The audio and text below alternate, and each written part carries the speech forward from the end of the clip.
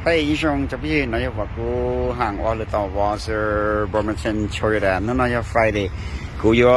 thai khani hatia taw was at the moment la ya lu week no pe mo che no on the lock ya chi na ya. So lu na ya kora hatchback ta chi lu na phi ong su especially ya jo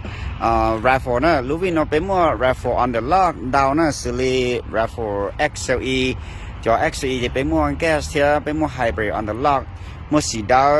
ม่วงสีเลียโลสีเกรย์โลเต็นแต่ on the lock นะยังก็เชียร์ raffle ก็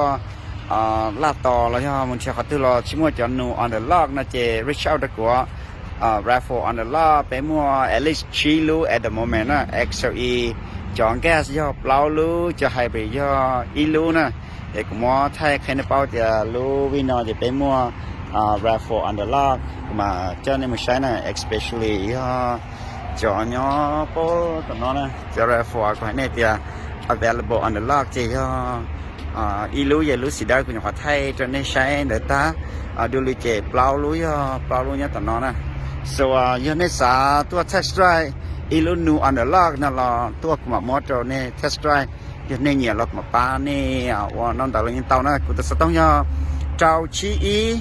下期下是算就招要ก็ฮอเป้าจนถึงตอนเช้า raffle ชิเป้าจะเขาต้องมั่วนู raffle on the lock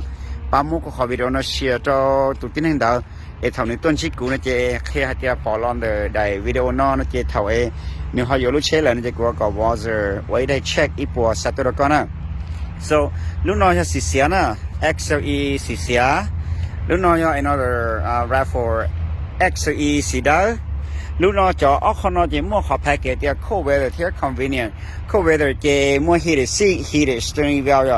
จงชอจะก้าวชอ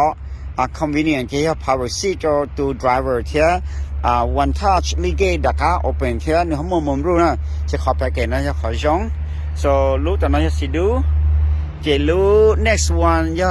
ลูกน้อยจะ hybrid นะลูกน้อยจะนี่จะ regular package นี่ชิมั่ว cold weather ชิมั่วheated seat但是你个 price 的考虑可能要比较奢侈这要找个3到heated seat